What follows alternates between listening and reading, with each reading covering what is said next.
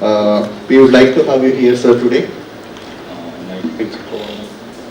IIT Palakkad, National Safety Council, and the Mechanical Engineering Department of NSS. And dear delegates who have assembled here. So myself, Emmanuel Fernandez. So I'll be here on the topic Artificial Intelligence and Emerging Technologies in Fire Safety. So in my experience, I'm mostly concerned with international regulations and bodies, and my experience revolved around with the Kuwait Oil Company, Kuwait National Petroleum Company, Emirates Aluminium, UAE, Hawk International, Malaysia, ENOC. So when it comes to India, specifically in Kerala, from the last session, it was really an eye-opener under the leadership of Mr. Pramod sir. It was a very incredible job that has been done. I'm so happy to see that. Even in occupational health, things I never knew about it, but in occupational health, things are happening in a very amazing manner, and a lot of things have been done here. So it's one of the good eye-openers that I had, like something is happening great in Kerala. Thank you so much, sir. Okay, so when it comes to fire safety, especially in artificial intelligence, for the last 2 decades, I've been in the different aspects of occupational health, safety and environment, working with different international projects, clients, consultants. So right from 2003, I have witnessed people using the fire protection systems like sand buckets, water buckets, which we see in the theaters before. So from that stage, it has slowly evolved to an automated fixed fire protection system, like the automated fire sprinkler systems, hydrant systems, deluge systems.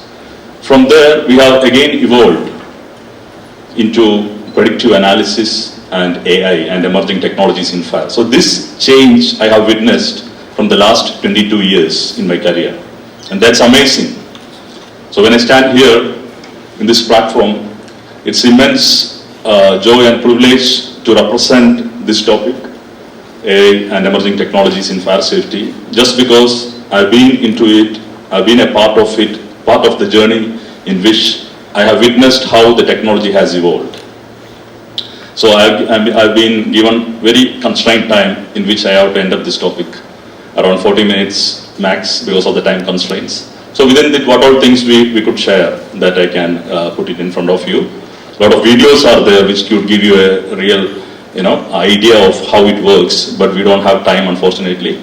So for more details or anything advanced you need to know, you can just get in touch with me always.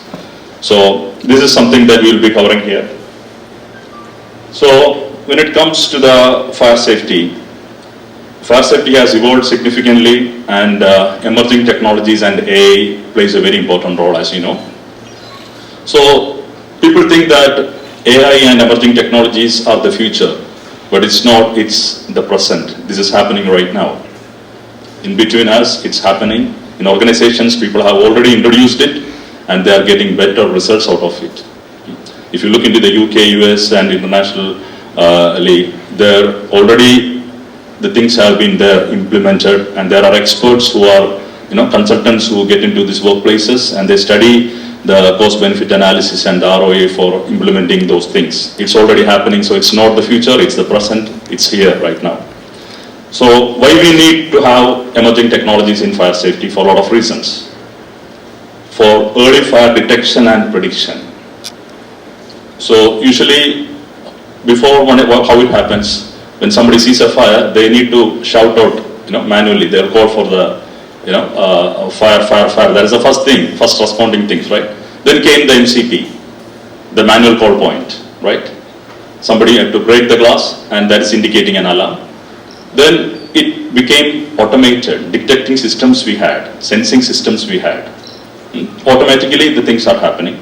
Now, when it comes to the AI, without a human interference, the firefighting can continue, and irrespective of the nature of the alarm, it can completely avoid the false alarms. That is how the technology is helping us. We can completely avoid the false alarms. We can rely completely on the predictive analysis of AI. So when it comes to the AI aspect, there are certain things that we need to understand how it works in fire safety. One is image recognition. Another one is computer vision. That means AI uses intelligent video analytics, which is a technique that they use to understand the patterns of the smoke and the flame. So the possibilities of false alarms can be avoided. So that's one of the basic computer vision mechanics. Then robotics. In the fire response and firefighting, they use the robotics. Boston Dynamics is one of the example. Robotics is used. Then NLP is natural language processing. Then we have virtual and voice assistants. Example, Siri like things, Siri, Alexa. These are all actually voice assistants and all those things. And OpenAI, that is natural language processing, NLP.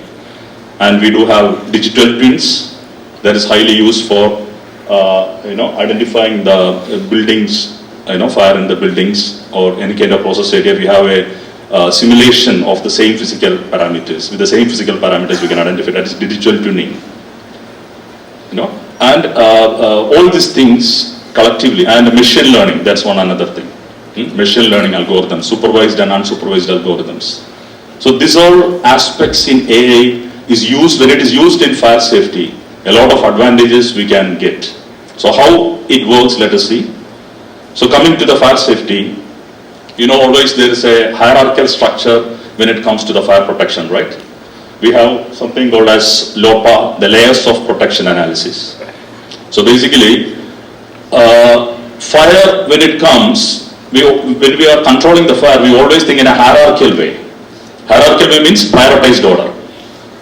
Starting from the elimination, substitution, engineering controls, administrative controls, PP. That is a usual hierarchical way. So when it comes to fire, the first elimination aspect we need to think is about the fire prevention, the methods of preventing the fire. For example, heat, fuel, oxygen, chemical reaction sources, we need to prevent it from escalating. That's the first thing. Once if the fire broke out, the next thing is we need to detect it in order to control it.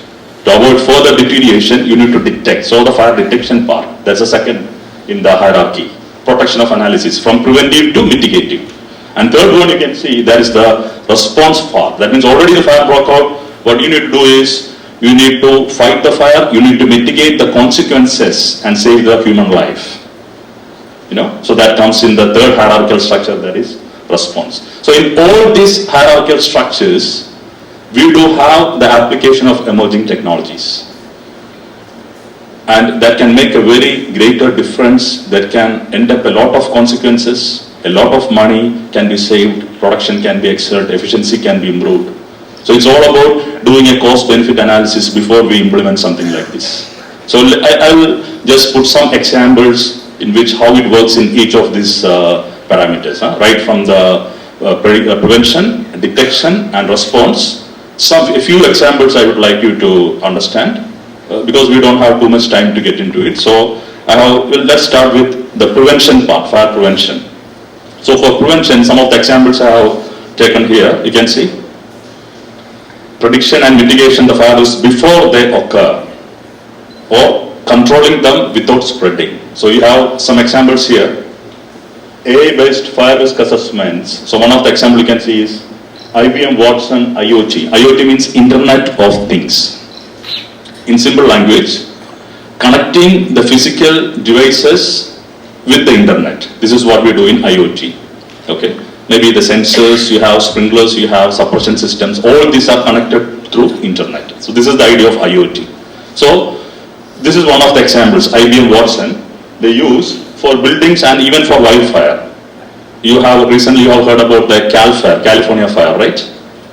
There they used the NVIDIA's wildfire protection strategy in association with the Google FireSat. So I will just give an example of that later on. Okay, so let's see the first way of prevention, that is IBM, through the IBM. IBM Watson for the buildings and for the wildfire. They use AI to analyze the environmental and historical data. So the first stage is you have to collect the data. Okay, collection of data. What all data? Environmental and historical data. Environmental data means, first one is the satellite imaging. That means with high resolution imaging technology, we will get the view of these forest areas and all through the high resolution satellite imagery. We have something called as FireSat, that is from Google. So FireSat means it is a constellation of satellites exclusively designed for wildfire identification. So this will generate high resolution imageries of the the wildfire, like the heat, the smoke, flames, everything is being assessed by these satellites, and this satellite is updated every 20 minutes. It uses satellites, and the size of the satellite is 1/400 of the normal satellite sizes. So several satellites are rotating around the Earth, which gives a high resolution imagery, which we can get the inputs. That is one data, satellite imaging data. The second one is the data that you get from the ground sensors. Then weather conditions also. So the weather condition data, you can get the temperature, the humidity, and the wind speed, wind direction, all these things. That's the next set of data. Okay, weather data. So satellite data, weather data, and third one is ground sensors. We do have something called as ground sensors that will determine the dryness of the soil and vegetation. If it is a wildfire, the dryness of the soil and vegetation, the temperature, the humidity, the chemical composition, the electrical conductivity of soil and vegetation is assessed through ground sensors. Okay, so this is not only for finding the wildfire, but for the vegetation users also. We can find the strength of the plants with that imagery. You can imagine that, how beautiful it is. Because the plants with more strength, they will reflect more IR radiation back, and they will absorb the visible light. So with that, they can identify even the strength of the crops and vegetation. They can identify the biotic stress. They can identify the fertilizer stress, the water stress. So it is helping agriculture also, not only for the wildfire, the ground sensors. And we achieve it through hyperspectral imagery, through thermal imaging cameras, advanced thermal imaging cameras, which takes through the infrared, light emitted through infrared. Hyperspectral imagery means you can get, it will absorb the light from that point object by not with one wavelength, but multiple wavelengths, with the IR, with the visible, with the UV as well. So it will give a very accurate data of the current condition of the terrain. So that is coming in the ground sensors. There is another data in environmental. And one more thing is the chemical gas detecting systems, which can achieve the pH values and all the chemical composition of the soil and vegetation. All these things we will take for the next step. After collecting the data, the next step is historical data we have. What is historical data? That is actually the previous patterns, the pre-trained database that we have of the faults, triggers, and the past incidents that happened. So AI is analyzing with the current data with the historical data. So this analysis is happening. For example, if there is a high temperature, less humidity, and more wind speed, there is chance of wildfire. So in this way, it is predicting. So that predicting accuracy is very high because we have that much bigger database which we can compare. So that is happening in the AI and machine learning analysis. So it's basically the machine learning algorithms, that can be supervised or unsupervised based on the inputs that we give. And the next step is, once AI assess there is a chances of fire, or once it predicts that, immediately that information is given to the fire responders, emergency responders, and the governmental authorities. So even before a wildfire is spreading or it is getting escalated, we can find it out and we can escalate it. We can completely extinguish it at the spot. So you can see how beautiful it's happening. If a wildfire happens, you know how much months and years it takes, to extinguish, and how hard it is, you already know. So this is something that's going to save a lot of money, lot of life, properties, everything. So this is just an example about IBM Watson, and another example is the NVIDIA that is being used for the California fire. This was used. So they use the digital twin technology. That means you have a simulation of the real physical forest, the same simulation we have digitally, and with the same parameters of the wind speed, temperature, humidity, we can see the wind direction, we can see the flame spread rate, we can see the speed of the wind. Everything can be assessed using the digital twins. That's also another application of AI. So this is one of the examples related to the prevention. You can see one example here. This is from the NVIDIA. So this is taken from the high resolution imagery in satellite images. Everything is based on satellite images. So that is one example. Next example is the for fire prevention. That is the Honeywell Extrials Vesda. Yeah. So this is actually for the detection part. For example, Vesda means very early smoke detection apparatus. That's a technology. Yeah? Very early smoke detection apparatus, Vesda. So how it works means, I'll just show you a application. There is something called as ASD, aspirational smoke detector. I don't know how many of you have heard about this. The normal smoke detectors which we have heard is related to smoke detectors, right? We have smoke detectors, heat detectors, we have flame detectors, IR and UV flame detectors.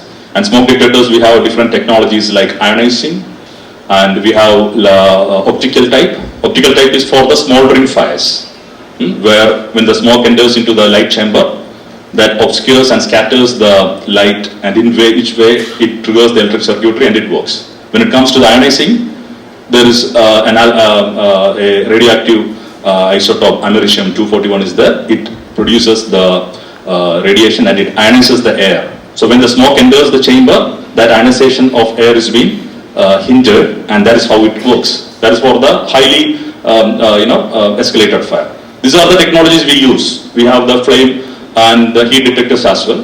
But when it comes to aspirational smoke detector, ASD, the accuracy is more. It is very precise. How it becomes precise? This is a typical way the aspirational smoke detector works. You can see 4 aspects are there. One is the air sampling, filtration, laser-based detection, alarm activation. So this is all about identifying the minute smoke particles by laser emission method. With lasers, you are identifying the minute smoke particles, which is not happening in the normal conventional smoke detectors. That means the air completely with the smoke, it enters a chamber, and there the process happens. The sampling happens, and the filtration area is there, where it filters the dust particles and the particulate matters or anything that will filter, and only the remaining air will enter into the chamber, where you have the laser beams to identify the minute smoke particles. And these smoke particles, when it is identified, it activates the alarm. So high sensitive sensors are there to identify the minute smoke particles. So even before the fire's escalation, when there is a minor smoke that emanates and gets into the atmosphere, we can identify it in the earlier stage. So ASDs, which is connected to the IoT, again, Internet of Things. That means it is completely automated. AI is advancing and it is finding out and it is alerting. So this is one of the methods, Vesda. Vesda is the technology, and ASD, aspiration smoke detectors we use. And this one, Honeywell. One more thing. Yeah, this is actually cloud imaging cameras. Yeah, especially if there is a gas leak and all. Honeywell has Rebellion gas cloud imaging cameras. You can see. So with the IR, technologies, with the optical imaging technologies, they can identify the gas leaks wherever it's happening. And once it identifies the gas leaks, it can easily identify. So for example, how the IR works, the warmer objects, the area where it is more warm, it will reflect more infrared radiation.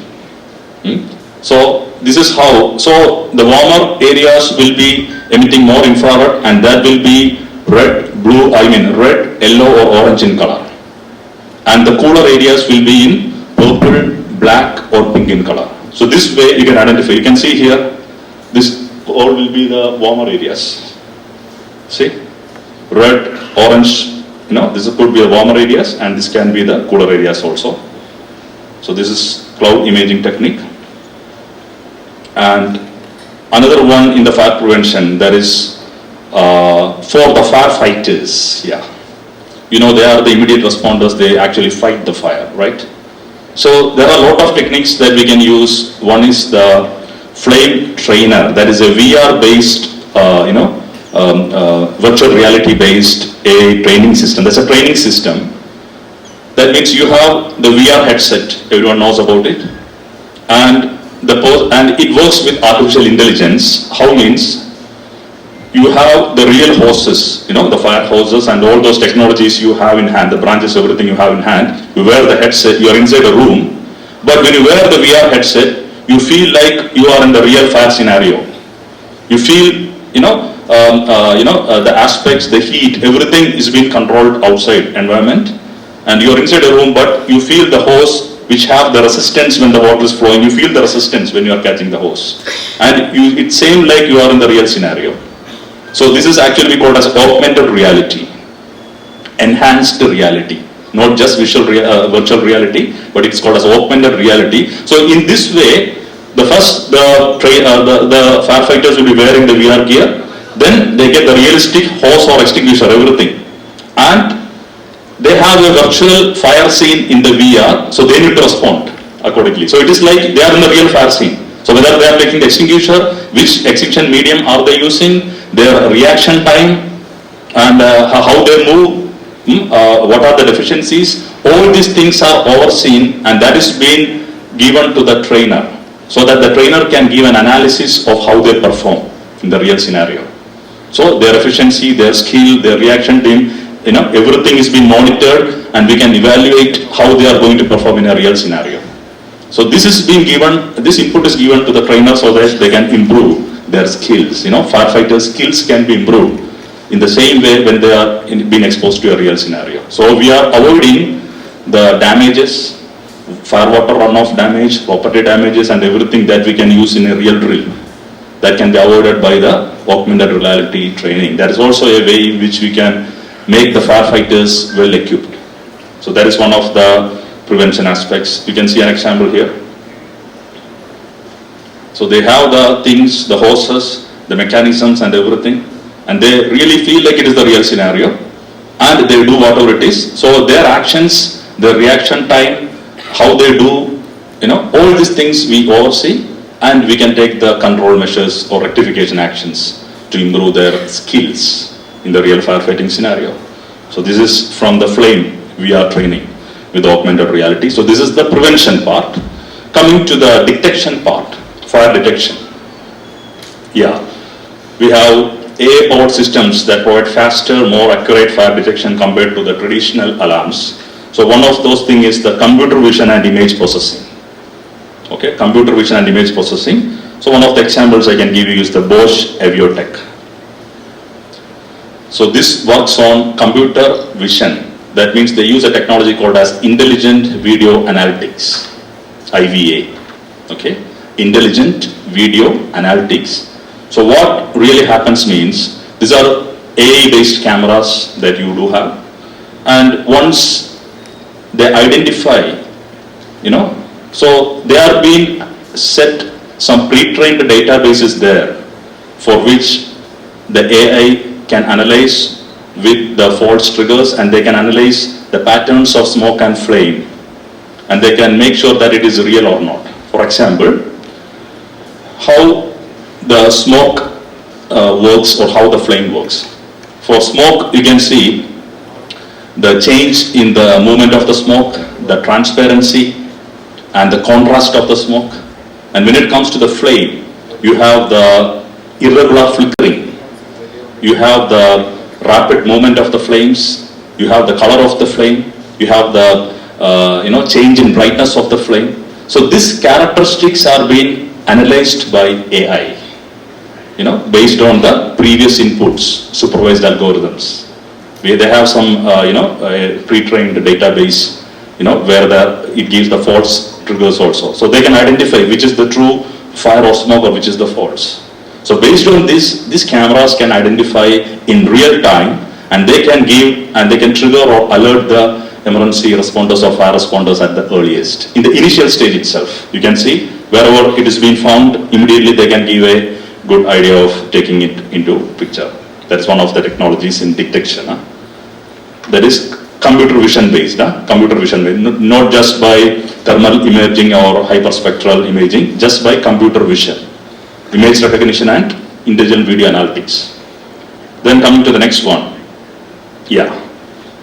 This is the FLIR A500 Advanced Smart Sensor Mechanism. So here we are identifying using the hyperspectral and thermal imaging for fire detection.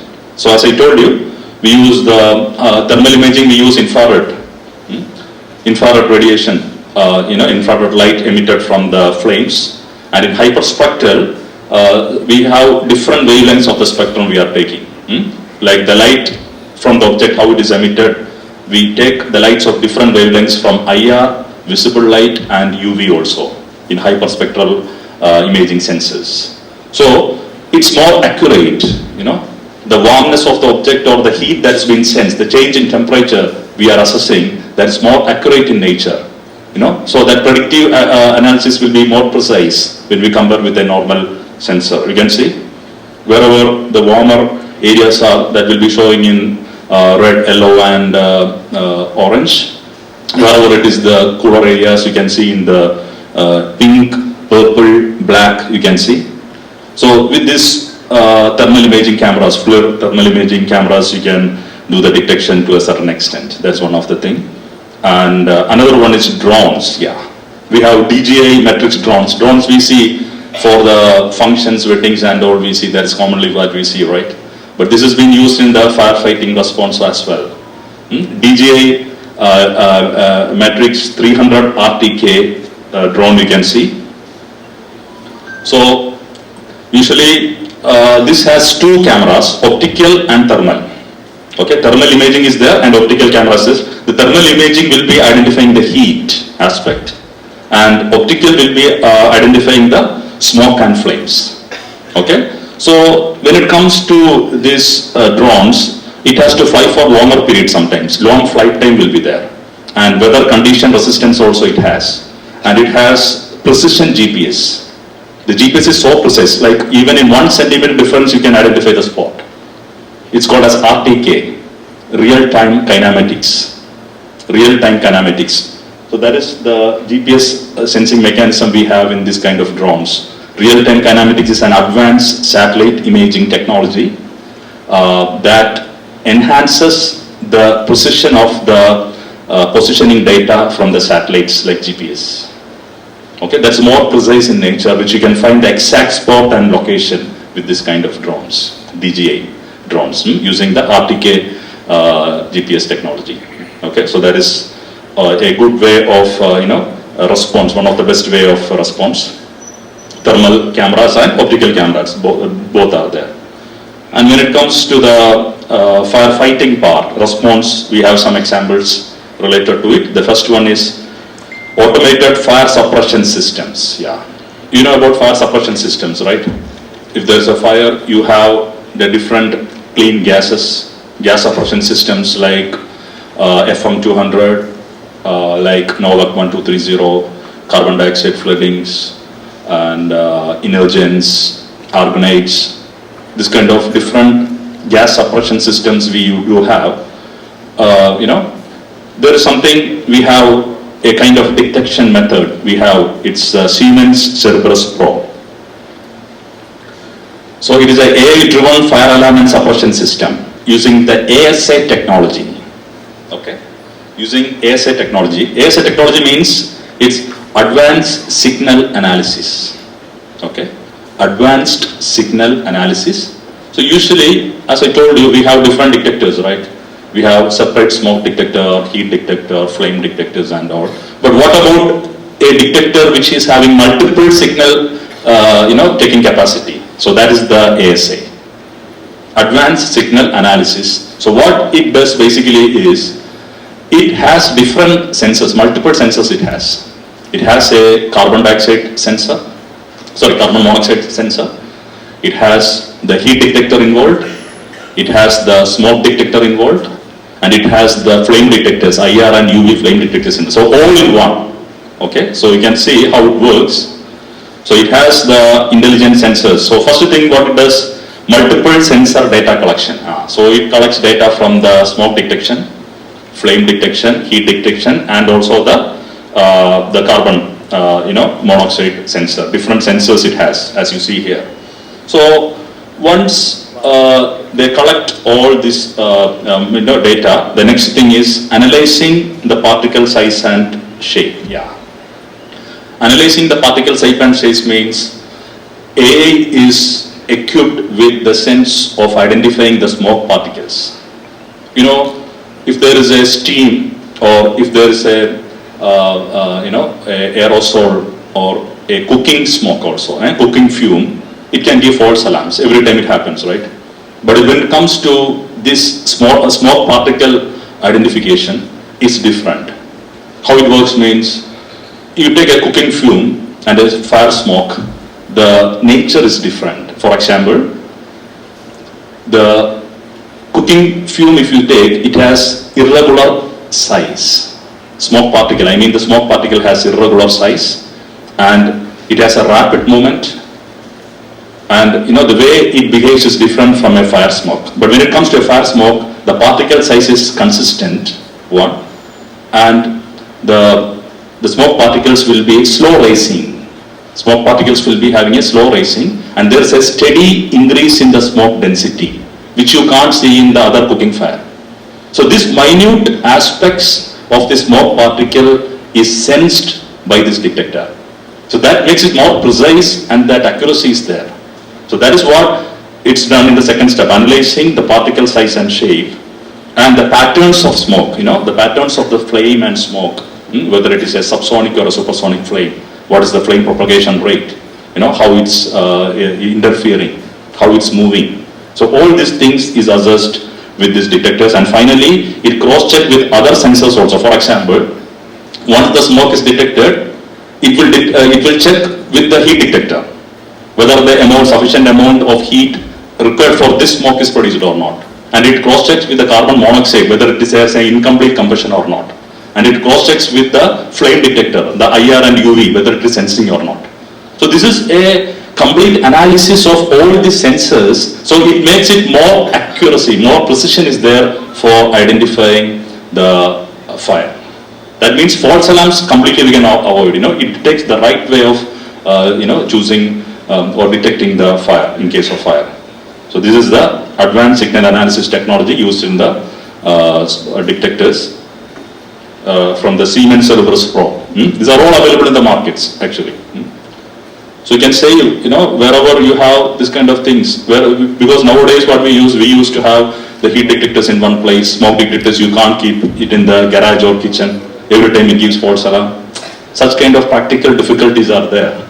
But when we invest in such kind of advanced technologies, this kind of time, cost, money, everything can be saved.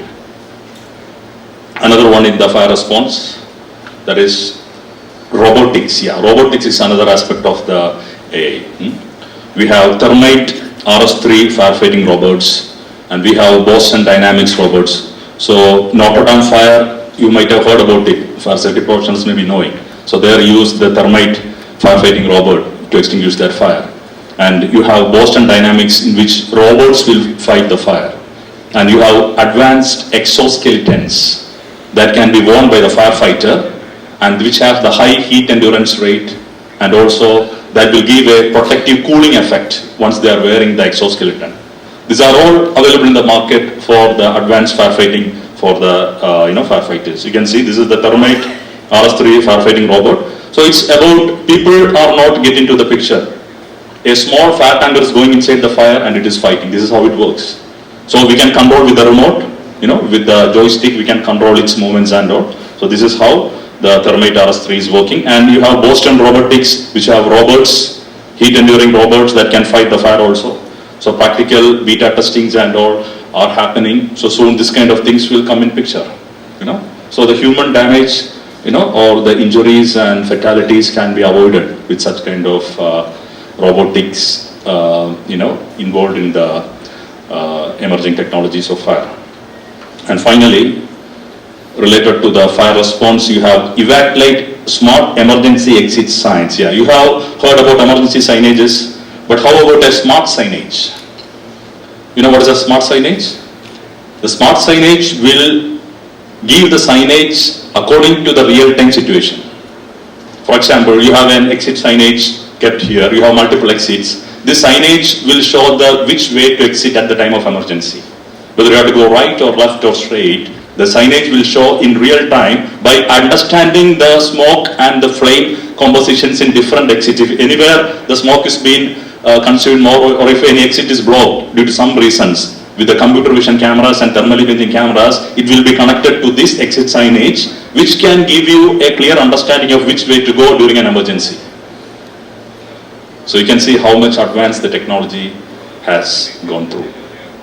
So this is the evac light smart emergency exit signages. You can see in real time it will show. So it's adaptive in nature. The signage systems are adaptive. They receive the live data about the fire and smoke conditions from the sensors and the fire detection systems, and airport signs that change the direction based on the real-time fire and smoke conditions.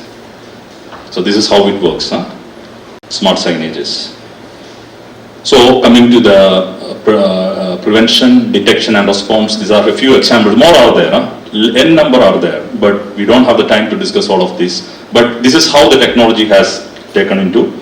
And coming to the emerging technologies, you can see we have remote sensing with not just with the thermal imaging or hyperspectral imaging, we have LIDARs also, light detection and ranging systems. LIDAR works in the principle of it emits the laser beams and it calculates the reflection time, how long it takes for the laser beam to reflect back. Based on that, you can assess, how much is the design, the terrain conditions, you can do the 3D mappings based on it. That is the LIDAR. Then Internet of Things, as I told you, for connecting the alarms, sprinklers, detectors, in real time we have the IoTs. And digital twins, as I told you, is a simulation of the physical scenario, which all the parameters like the wind speed, temperature, humidity, everything is being assessed. And we can predict what can go wrong in the real nature with the digital twin. Not for just wildfire, but for the buildings as well. The buildings or infrastructures can have digital twins for better prediction. And blockchain is all about making the records tamper-proof and secure. We have a lot of records related to the fire. So to control and safeguard the records, you have the blockchain systems. So guard-time KSA blockchain is one of the examples used in the fire safety compliance and incident reporting. So this is the thing. And when it comes to the future, so there is no need to tell AI as the future. AI is already happening in the present. But when it comes to the future, the more advanced it can be, what I can tell is the quantum AI algorithms can come in picture. That is by taking a massive data and making it more precise and accurate. And advanced machine learnings can come in picture. So a lot of machine learning algorithms work in a supervised manner. That means we give all the inputs for the algorithm to select the things. But we need to rely more on the unsupervised algorithms. Unsupervised algorithms means the AI can have a higher part in the decision making. For example, just a small example to understand. You have a lot of pictures you put in the system, and the system is automatically, without giving any inputs or codes, the system is automatically identifying the pictures which you have on the beach, the pictures which you have sitting inside a vehicle, the pictures which you have your close-up. So this is something called as unsupervised algorithm. That's deep learning. So that is where we need to explore more in the future when it comes to the AI. For example, interfering the human brain with the machine. There's something called as a brain-machine interface, BMI. That is having a wider possibility. For example, just one example I will tell you and I will wind it up. There are BMI helmets, helmets that is BMI controlled, that is, they are neuro-linked helmets which can help the person help taking a decision when he is in the stress. So you can imagine how it has evolved. You have seen the things, the Iron Man is wearing the suit in the movies, right? But that's going to be real with the brain-machine interference. The neural signals has been advanced and that has been transferred to the microchip transmitters which can receive the signals from the brain and that can process it and help the brain in taking the decisions. So this can be the future. I'm not telling that it's happening now. This can be the future when it comes with the AI. So the only thing that I would like you to keep in mind is that AI or emerging technologies, how well it is being advanced, it should be used only as a tool, but let the decisions remain human. Thank you so much. Actually, most of the cases of fires at buildings, the electrical short circuit is the main villain. Is there any emerging technology to early detection or at that point whether we can prevent that? You need short circuiting, you mean? Exactly. Yeah, definitely. I have not touched that because that comes in the electrical safety part. So there is a arc flash detecting system we have in the emerging technologies, which can detect the arc. By the nature of the arc, it can detect using the optical, vision technology, computer vision technologies. The arc or the arc exposure chances can be detected, and it can transmit to the emergency responders fast. Yes, there is. There are a lot. I just discussed about the fire safety aspects, but in every aspect related to chemical, process, electricity, even ergonomics, you have wider possibilities where you can use the emerging technologies. Thank you. First of all, my appreciation to the Institution of Engineers for making such a vibrant and a series of yesterday and today also we have seen a number of presentations and really very much vibrant. And also, sir, your presentation is to the state of the art. Starting from your bucket, sand and other things, you started coming to the AI revolutions and also the future forward you discussed about that. Now I am having a mixture of both industry as well as academics. My humble request to the Institution of Engineers as well as a person to you as well as other eminent people who are sitting over here. How do we connect this and send the message to our students? Because what we are seeing now is something really extremely, that you can say about 10% here and you are on the 100% or a little above. So there is a huge wider gap on terms of engineering side, safety side, technical side, interdisciplinary side. So everything, whatever you say, there is a big gap. So my appeal to the Institution of Engineers in general, as well as for Mr. Pramod, as well as other people are also here, and how we can connect to the industry as well as to the academy. That's my humble suggestion for you. First of all, everything is excellent. Thank you, sir. Yeah, thank you so much. We'll be getting, and it will be a gateway for that opportunity. We need to keep, making aware with the industries about these emerging technologies, and we need to include these aspects in the syllabus of the students who are learning, especially even if it's a qualification, vocational qualification or an academic qualification, this kind of technologies has to be included in the syllabus. That's what we can do. Because I'm a trainer for NIBOSH, IOSH and British Safety Council, but there also you could see the syllabus, they connect all these things but not up to this mark. They still teach about the smoke detectors, heat detectors and flame detectors, but they have not touched about the ASA or ASD technologies. Yeah, that's something that we need to take an initiative to. Yeah, that's your right. Sir, as you mentioned about this textbook, I'm an author of a safety engineering book. So next week I'm getting a review of that. I would like to include this AI part in it. Sure. Yeah, sure. I'll be there to assist you. You can just search your name, my name in LinkedIn, Emmanuel S. Fernandez. You could get to me a lot about it. More inputs if you need also, you can get in touch with me in LinkedIn, and my number will be there with the dignitaries over here. Always I'll be happy to help you and get you. Sir, Yeah. I have a question. This is regarding the FLA. You mentioned about the FLA thermal imaging technology. Can you hear? Can't. Okay. FLIR thermal imaging technology. So in the case of hydrogen fire and all, so whether this one is possible, will it will give the accurate detection and all? You mean for the thermal imaging, right? Because hydrogen fire we can't see and all. Okay. By using this FLIR thermal imaging technology, so whether we can find out and will give the prediction and in the case of hydrogen fire. Yeah, so you mean related to this, that flame characteristics we can't appropriately get it because it's a hydrogen fire, the flame, yeah.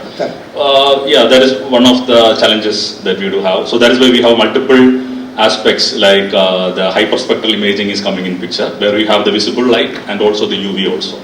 So with that we can, control it. This has limitations, as you know, because with such kind of flame pattern and smoke, it could easily detectable. But we have another technologies too. So wherever there are areas where we have the hydrogen fire like this, we need to rely on the next options. We have choices. Okay, thank you, sir. Thank you. The fires take place in the commercial buildings and high-rise buildings. And the whole problem is to take place at the night time. And there is no person to immediately respond or resolve it. So can there be a system, automatic, that drowns the fears if it takes place in the commercial buildings or in the residential buildings? Definitely there is, yeah. The technology is already there, but it's only the matter of installing that in the building. You know, how much would the approximate cost of suppose a 10-story building? Per se? See, that the first thing is if you need to have a fixed fire protection system, we need to look into all the parameters of the building specifications, the height, and above 15 meters, I think it need to be a wet protection system with the hydrants, rising mains, the detection systems, sprinkler systems, everything has to be there, depending upon the nature of the activity in the building. So it's going to be the mechanical engineering cost, that is incurred depending upon the capacity of the building. Yeah. See, one more problem is, in most of the cities in India, the fire department doesn't have capacity to reach to that high level. So what is the alternative system with the building can resolve? So as of now, what we have something called as the rising mains, and the fire brigade inlet systems also are there. It's currently there. That means even if it is a dry system, the fire protection team can come and fill water into the fire brigade inlet, and they can go to each floor and fight fire in that building by taking supply from the rising mains. Every floor they will have the hydrant line connection will be given, which will be called as a rising main. From there they can connect the branch, the hoses, everything will be there itself. So we have systems in place. So maybe those buildings, if they don't have a fixed fire protection system, they will be facing these challenges. Sir, one more thing. Compared to the building cost, what would be the percentage was what is the cost of such a system? It depends on what kind of protection you are going to make. No, see, will it be more than 5% or 3%? Yeah, it will be. Yeah, it will be. It will be? Yeah. Around how much percentage? It can be. It depends. Lot of your question is very arbitrary. Lot of factors are there. For example, nature of activity. What is the hazardous nature of that building, and what all kind of protection system that depends upon the fuel load and the fire load. So based on that, we need to determine. This is essentially to what Dr. Sojanlal said. We have with us Mrs. Steffi, who is on the Kerala Technical University's Safety Syllabus Committee member. So he is the right person to address it for those. And also we have the Dean of CUSAT for Fire and Safety. So we have two eminent academicians here who will definitely address the academic side of it. So I thought I'll let you know about these two people.